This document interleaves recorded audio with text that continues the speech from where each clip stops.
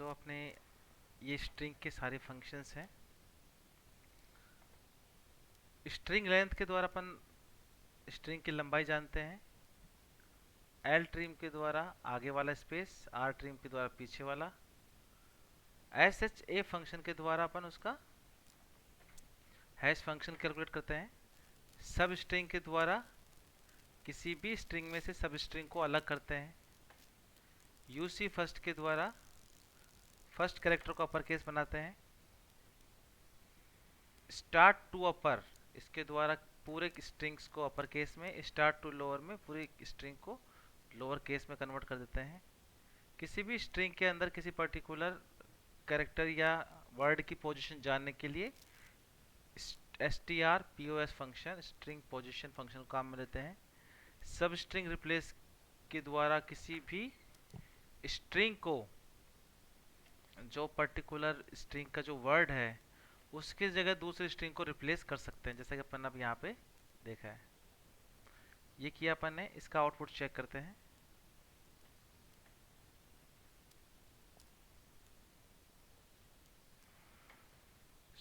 अब आपने यहाँ पे देखो इसका क्या आउटपुट आया है। अपन ने यहाँ पे किया है कि जो अपना पूरी स्ट्रिंग है टुडे इज फ्राइडे लिखा हुआ है, ठीक है। अब अपन ने 6 पोजीशन लिखा है, यानी कि इज वाली पोजीशन से लेकर 9 कैरेक्टर तक ये सैटरडे को रिप्लेस कर देगा, ठीक है। Yes sir.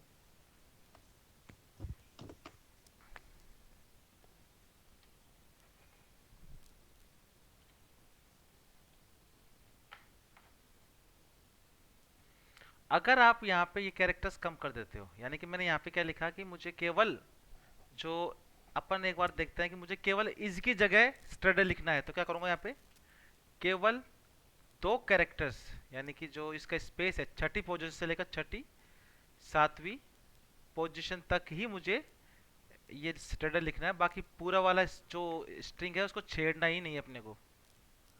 इसको अपन ने सेव किया।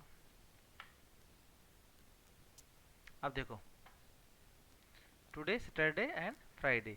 जो पहले आउटपुट क्या था अपना इज था, इज की जगह अपना सैटरडे हो चुका है, बाकी स्ट्रिंग को एज इट इज इसने रखा है, ठीक है। तो ये अपना सब स्ट्रिंग के द्वारा आप रिप्लेस कर सकते। आप चाहते हो कि पूरा फ्राइडे भी रिप्लेस होना चाहिए, तो 6 पोजीशन के बाद कितनी कैरेक्टर तक के अपने को जगह लेना। अगर मान लो यहाँ पे 8 9 लिखते, कुछ भी लिख देता हूँ मैं, 9 तक लिख देता हूँ, तो 9 आगे आने वाले 9 कैरेक्टर्स को भी ये रिप्लेस कर देगा। और मैंने केवल यहाँ पे 2 लिखूंगा या केवल 1 लिखूंगा, मैं 1 लिखूंगा तो क्या रहेगा आउटपुट इसका, ठीक है। सैटरडे, सैटरडे लिखा अपन ने यहाँ पे, सैटरडे की जगह एस आई वाला है ना, इस आई के स्थान पर सैटरडे लिखा हुआ गया, और एस अपन ने ये वाला एस बचा हुआ था जो, ठीक है। Yes sir. समझ में आया मैंने क्या बोल रहा हूँ यहाँ पे। सब आगे है सर। सबस्ट्रिंग फंक्शन के द्वारा जो पहला आप नंबर लिखते हो, ये तो दिखाता है कि किस पोजीशन के वर्ड को अपने को हटाना है, ठीक है। नेक्स्ट दिखाता है कितनी लेंथ पर हटाना है, कितनी लंबाई तक उसको हटाना है। तो मैंने 6 के बाद केवल 1 लिखा, तो 6 के बाद 1 मतलब आई वाला पोजीशन है, इस पोजीशन पर मुझे सैटरडे लिखना है, और इसके बाद के जो सारे कैरेक्टर्स है उनको एज इट इज रखना है। अगर मैं ये लेंथ रखता हूं 2, तो 6 के बाद ये 2 पोजीशंस है, इनकी जगह पे अपना सैटरडे आएगा, बाकी उसको एज इट इज रखना है, चेंज नहीं करना।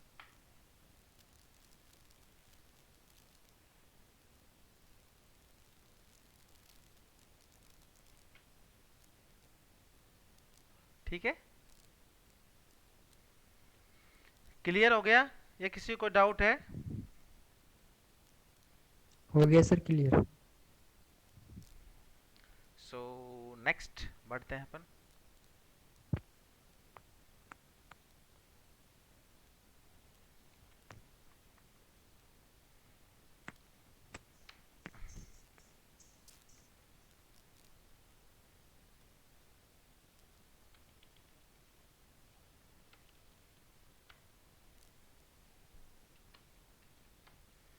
स्ट्रिंग रिवर्स,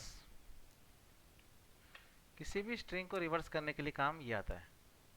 अगर किसी भी स्ट्रिंग को रिवर्स करना है तो स्ट्रिंग रिवर्स फंक्शन को आप डायरेक्टली काम में ले सकते हो।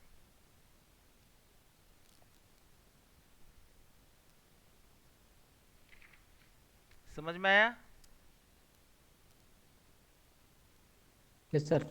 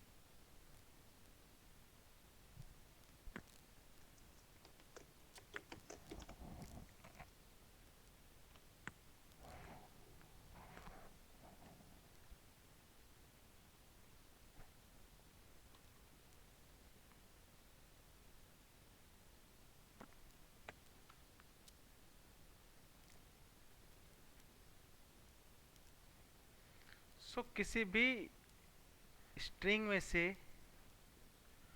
अपने को किसी भी कुछ पार्ट को अगर सर्च करना हो कि कहाँ पे वो दिखा रहा है उसकी पोजीशन, तो अपन एस टी आर फंक्शन को भी यूज कर सकते हैं, जिसका काम क्या होता है, find the first occurrence of string, यानी कि जहां पर भी पहली बार स्ट्रिंग आई है उस पोजीशन को आपको दिखा देता है, उस वर्ड को दिखा देता है पूरे को।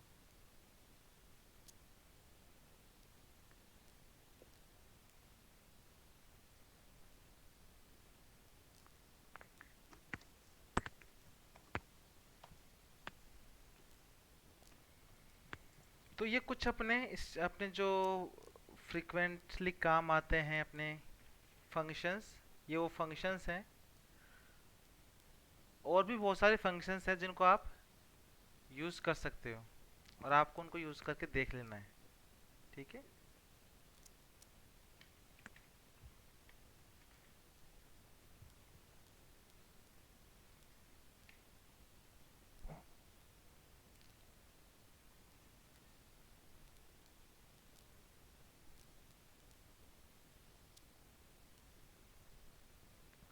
एक जो अपना, जब आप प्रोग्रामिंग करोगे और यूज़र नेम पासवर्ड वगैरह को सिक्योर रखना चाहोगे, उस समय काम एक बहुत इंपॉर्टेंट चीज़ आती है, वो बताता हूँ यहाँ पे।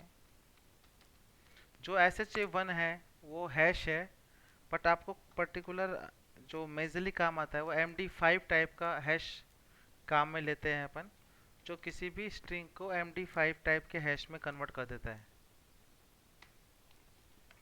ये भी एक हैश का प्रकार ही है। ठीक है। ये देखिए, ये अपना एस एच ए टाइप का हैश था और ये एम डी फाइव हैश का है। तो इसका काम में कब लेते हैं, जब यूजर के द्वारा कोई इनपुट लिया जाता है, यूजर नेम और पासवर्ड, और अपन चाहते हैं कि उसको कोई भी नहीं देख पाए, यानी जो एडमिन है वो भी किसी की डिटेल को ना देख पाए। तो अपन उसके जो इनपुट प्राप्त होता है उसको अपन हैश में कन्वर्ट कर सकते हैं। तो कोई भी जो अनऑथराइज व्यक्ति है इसको देख नहीं पाए, ठीक है। यानी कि एक तरीके से छिपाने, हाइड हाइड करना है डेटा को। उसके लिए MD5 टाइप की हैश को अपन काम में लेते हैं।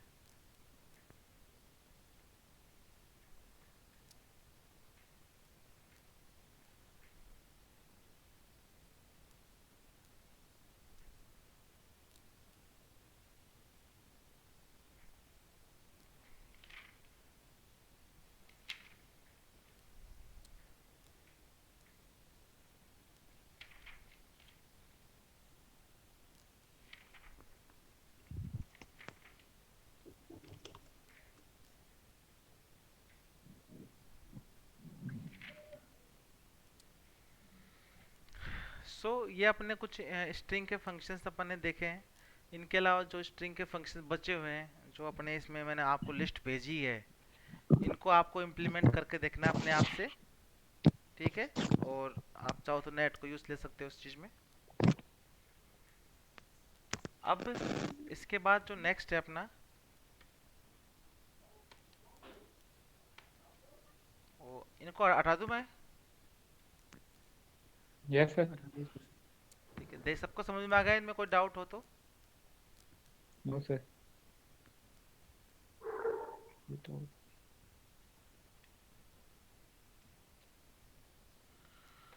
नेक्स्ट है एरे। एरे क्या होते हैं? एरे अपन जानते हैं कि हर एक प्रोग्रामिंग लैंग्वेज में एरे का मतलब सेम ही है, जहाँ पे एक जैसे आइटम्स होते हैं, एक जैसे डेटा वैल्यूज होते हैं, उनके जो समूह होते हैं उसको अपन एरे कहते हैं, ठीक है। सो एरे को क्रिएट कैसे, एरे को हर एक लैंग्वेज में क्रिएट करने का अलग अलग तरीका है। यहाँ पर अपन एरे को भी एक सिंपल वेरिएबल की तरह ही काम में लेते हैं। जैसे कि अपने यहाँ पे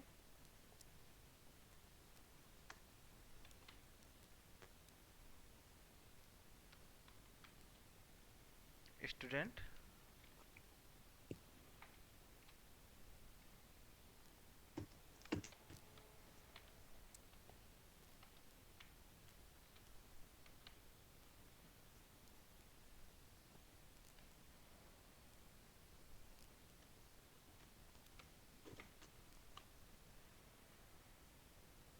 तो एरे का इंडेक्स कहाँ से चालू होता है? हमेशा जीरो से। जीरो से। जीरो से चालू करते हैं अपन हमेशा इंडेक्स को।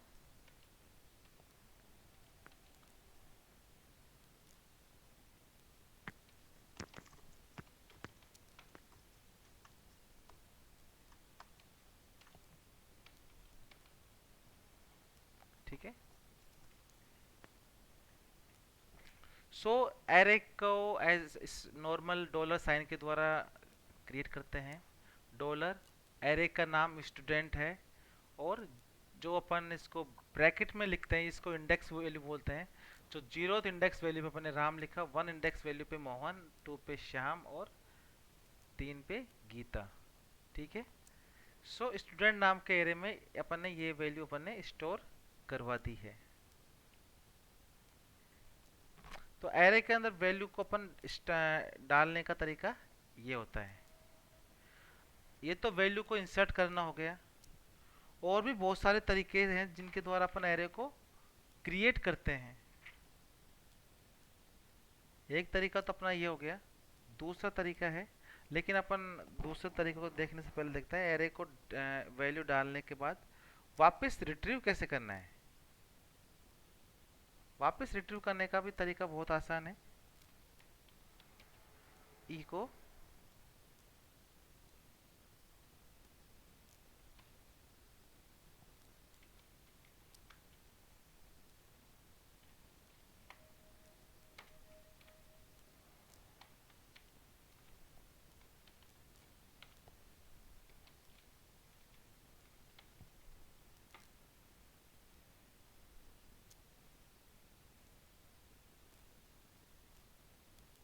ठीक अगर जीरो पोजीशन लिखा तो मैंने राम दिखाएगा, वन पोजीशन लिखा मैंने तो मोहन दिखाएगा, और थ्री पोजीशंस लिखा मैंने तो गीता। गीता दिखाएगा। सो एरे को इस इनिशियलाइज करना ये हो गया स्टेप, एरे को रिट्रीव करना वापस वैल्यू ये तरीका हो गया। ठीक है,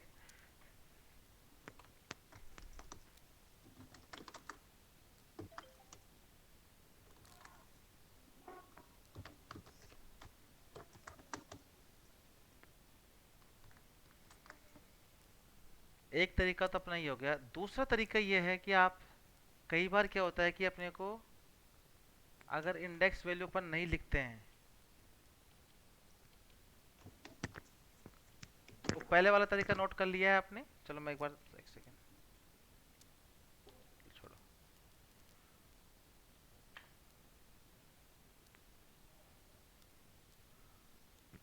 अगर आप इंडेक्स को डिक्लेयर नहीं करते हो तो ये ऑटोमेटिक इनिशियलाइज कर लेता है अपने स्तर से, आपको इनिशियलाइज करने की जरूरत नहीं होती। अगर आप इनिशियलाइज करते हो तो अच्छी बात है, नहीं अगर नहीं करते हो, छोड़ देते हो, तो ऑटोमेटिक ये भी कर सकता है।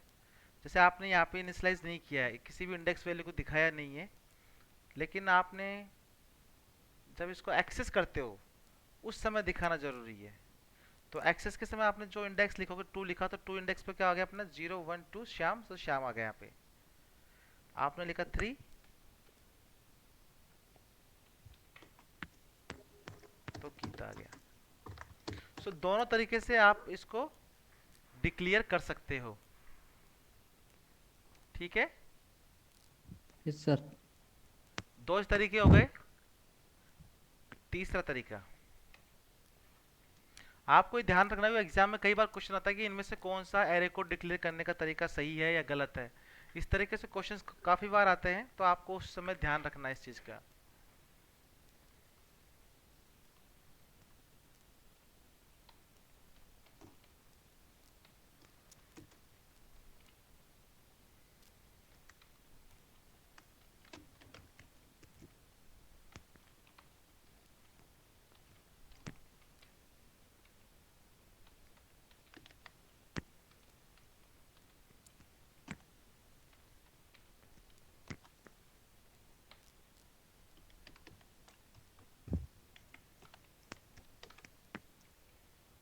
तो एक डिक्लेयर करने का तरीका ये भी है।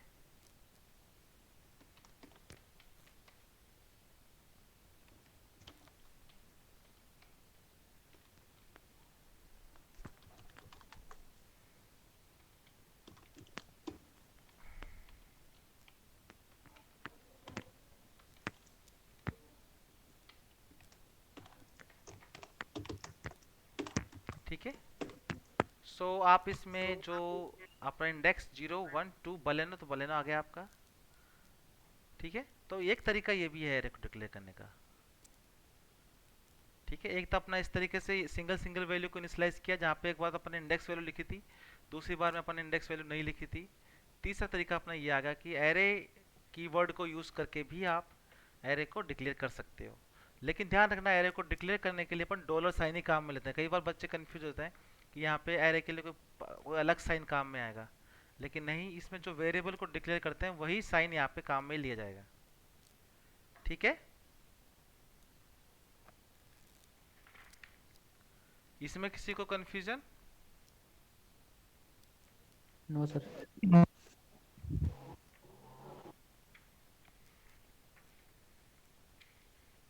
No sir. सो आगे बढ़ते हैं। एरे को डिक्लेयर करने के तीन तरीके होगा, चौथा तरीका अपने पास देखते हैं।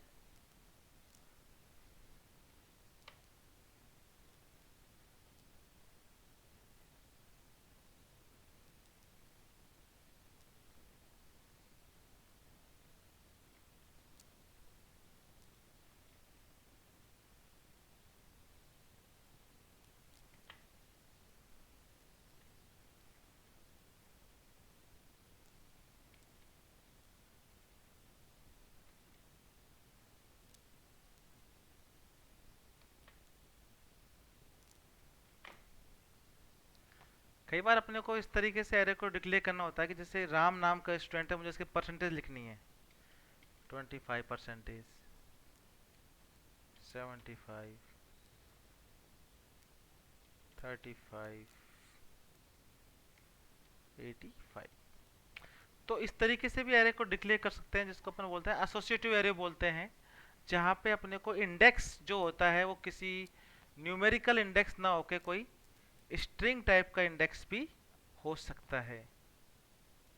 ठीक है।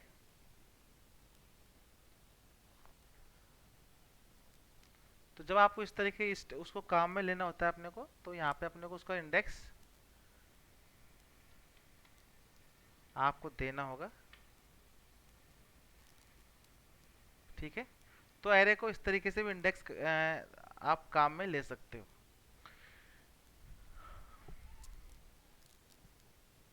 तो मेरे हिसाब से चार तरीके मैंने बताए आपको एरे को डिक्लेयर करने के, चारों तरीके आपको समझ में आ गए होंगे मेरे हिसाब से। किसी को डाउट है क्या इसमें? No no sir. सर। चलो। सो आज के लिए अपन एरे को डिक्लेयर करना ही सीखेंगे।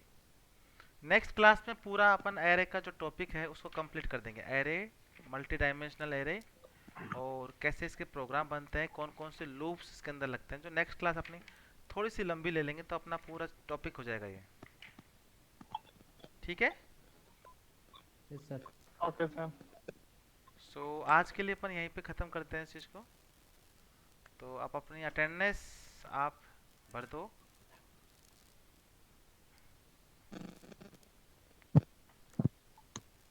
और बाकी बच्चों से आपको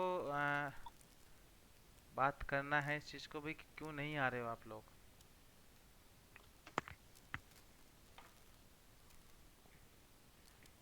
अगर उनको लगता है, उन्हें ये कोई समस्या हो ना कि सर हम इसलिए नहीं आ रहा, तो बोल देना एप्लीकेशन भेज दो अपने एक एक, ताकि अपन ध्यान रखेंगे, फिर उनको उस हिसाब से नंबर दे देंगे अपन।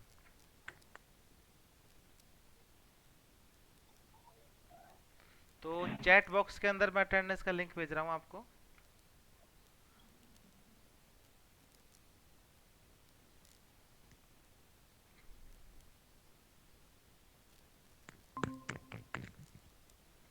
ठीक है। देख लिया अटेंडेंस लिंक अपना, और अब फटाफट अपनी अटेंडेंस भर दो।